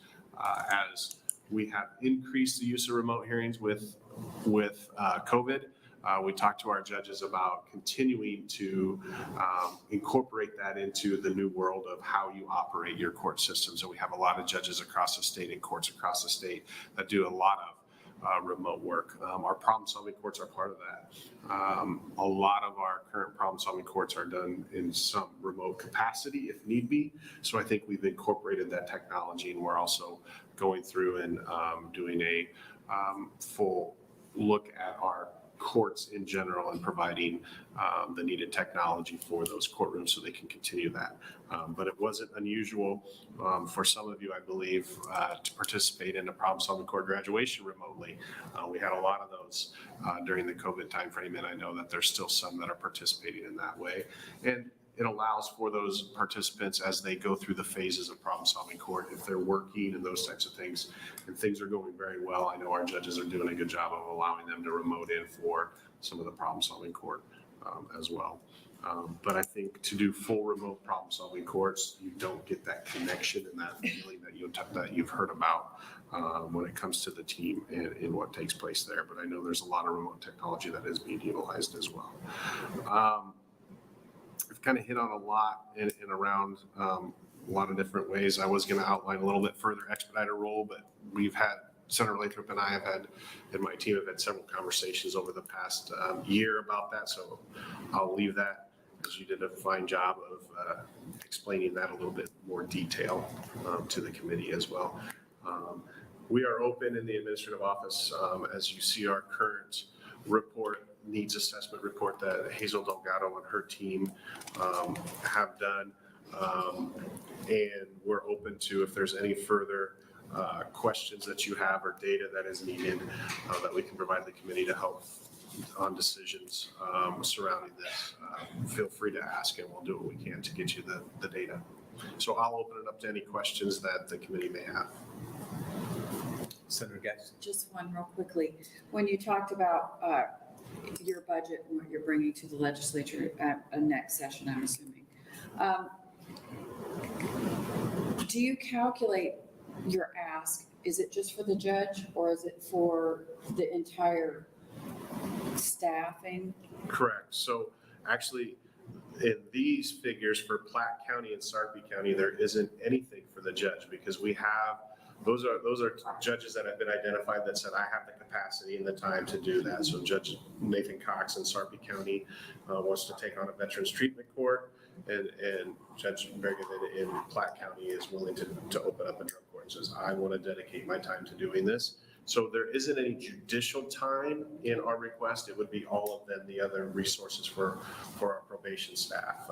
It would be the coordinators, it would be the supervision, and the drug testing component regarding that. And then But it's not any of the county services or anything like that. That's what's supplied by the county. Is that right? correct. So yeah, Okay. the county attorney, public defender, those types of things. It would include the treatment-based services that go along with the problem-solving courts. That's included in that as well. But the outside of the judicial branch, other pieces, those are not included in All our right. request. All right, thank you. I just need clarity. Thank you. I see no other questions. Thanks for being here. Thank you. Appreciate hearing from you, Corey.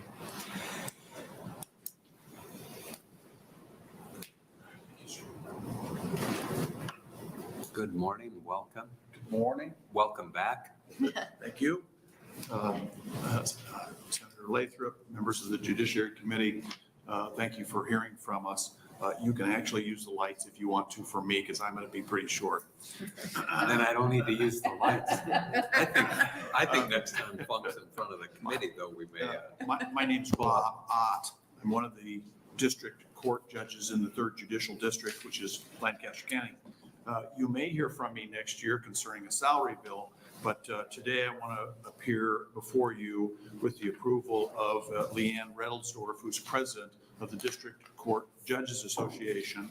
And I come really before you to really talk about supporting the expansion of problem-solving courts in Nebraska. Lancaster County, as you've heard, was a leader in establishing a drug court more than 20 years ago. We now have a veterans treatment court, we have a DUI court, and I'm one of the 2 judges that presides over the veterans treatment court. I can confidently say to you really 2 things. One, problem-solving courts are effective. I started in that court. That was the first problem-solving court I'd been involved in, and I can confirm treatment courts are effective. And second, that presiding over a problem-solving court is the highlight of any judge's tenure when they work and when they become involved in these courts. They're effective because they take high-risk, high-needs individuals and put them through evidence-based programming. While no court will ever have a 100% graduation rate, we know the long-term successes of these courts. We have measured those in terms of creating law-abiding lives, reuniting people with their families and their communities.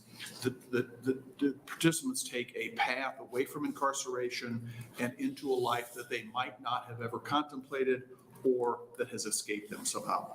Presiding over these courts has been highlighted in the schedule of every problem-solving judge that I've ever talked with because we get to make a personal, direct, and meaningful relationship with those individuals, not as friends, but as really, and I think maybe Mr. Bancroft said this, really is the first person in their life that has taken an interest in them and tried to work towards their success.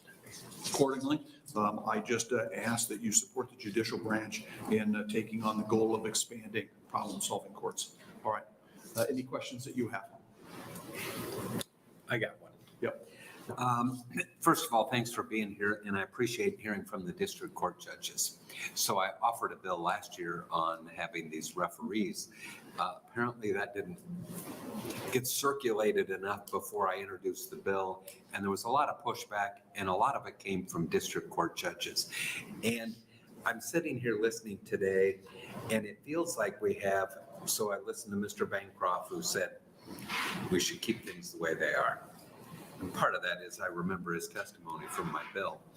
But this idea that things should be left the way they are, and we should have a district court judge do all of this, as I listen to the folks that have offered that perspective today, it strikes me that we're facing the two-choice dilemma, and that is we can expand leave things the way they are and accept that we will have 4.2% of the felons go through problem-solving courts, or we can come up with an idea to expand them, and then we might be able to get to that 10% or whatever the proper number is.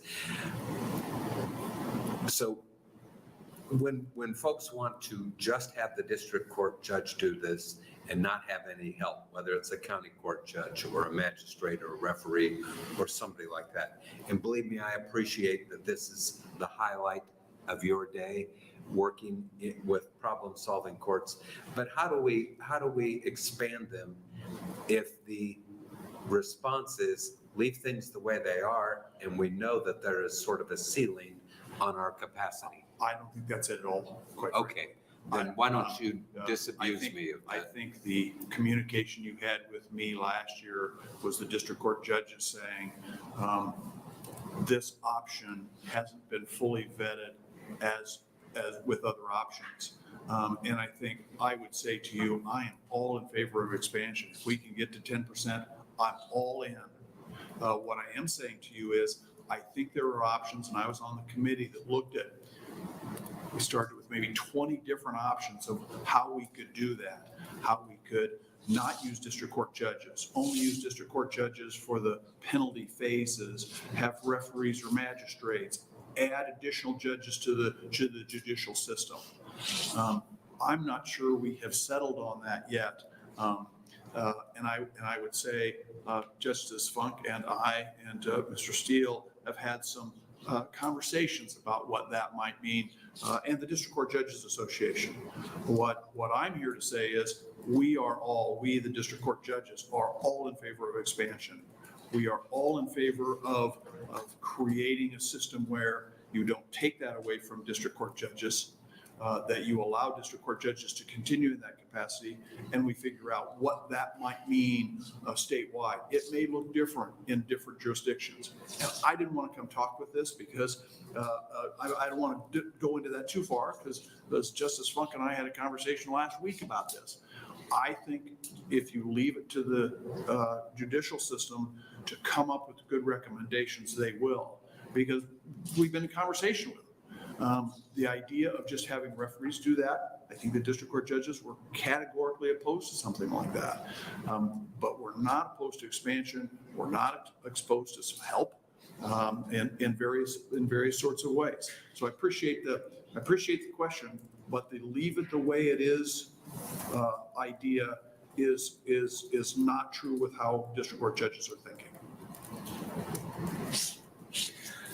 Okay, and not to become argumentative, and I very much appreciate the work you've done in this area and the time you've taken to come down here today. It's almost 11 o'clock and you're just getting your testimony complete. But do the district court judges feel like they need to be doing the problem-solving court responsibilities from the beginning to the end? Or are they open to some help in between the beginning and the end of their I involvement? think they're open to help. Okay. I look at my own schedule, the schedule of Andy Jacobson and Darla Ideas in Lancaster County who are doing problem-solving courts. We're open to help. Send me some, please. Right? But we need to have a real conversation between district court judges and Justice Funk and the Judiciary about what that can look like, because we've all endorsed this. Lancaster County is the leader in doing this. We're not a stay the same kind of district. We voted 3 years ago not to take on any more problem-solving courts because we were so busy. We took on the DUI court. So, we're not a stay as you are kind of bent. No, I appreciate that. And I appreciate that Lancaster County was the first one and they've been sort of leaders in this topic. I do have one more question, and maybe to make a point. How many judges sit on the bench in Lancaster County? 8. And of the 8, how many of them are involved in problem-solving courts? Well, there's 3 that are directly involved. John Colburn's retired, so he helps in those courts. And then each of the courts kind of has fallback, somebody that also participates. For example, Judge McManaman has been willing to help in my court when I'm on vacation or something else has happened or I have a trial. Sometimes somebody will step in. So each of the courts kind of have a judge that supports them. Do all 8 of them signed up to do problem-solving courts in the same way you have? No. And what number have signed up for that Well, extra responsibility? right now, the primary judges are me, Andy Jacobson, and Darla Diaz. Okay. So 3 out of the 8. Yeah, Jody Nelson, Judge Nelson, just got done with problem solving court. She'd done it for, oh my gosh, maybe not quite a decade. Okay, Karen Flowers retired, did it. Judge Merritt retired, did it. And then we opened up veterans treatment in the last 5 years and DUI in the last year. Okay. I really appreciate you being here. Right. I don't see any other questions. Thanks, Very good. Judge. Thank you so much. Have a Thanks great for day. the input from the district court judges. Is there any other testimony? Anyone else? So I will say that when maybe by way of closing or just sort of a wrap, I very much appreciate that at least my bill last year has people coming together to talk about how do we expand the problem-solving court capacity. And it sounds like there are options that include the substance of my bill, but not necessarily exclusive to that include looking at magistrates generally, maybe more district court judges, maybe some retired judges. I very much appreciate the work that's going on with the bar and with the bench in terms of trying to find solutions.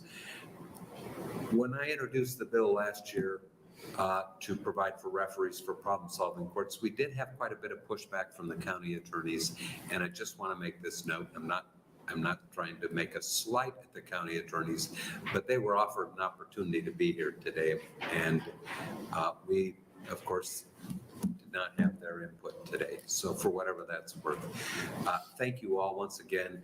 I very much encourage you to come to some solution. I think you'll find a receptive legislature willing to make the investments in expanding problem-solving courts and providing for that sort of path for criminally justice-involved individuals. So thank you one and all. That'll end our hearing today on LR 399.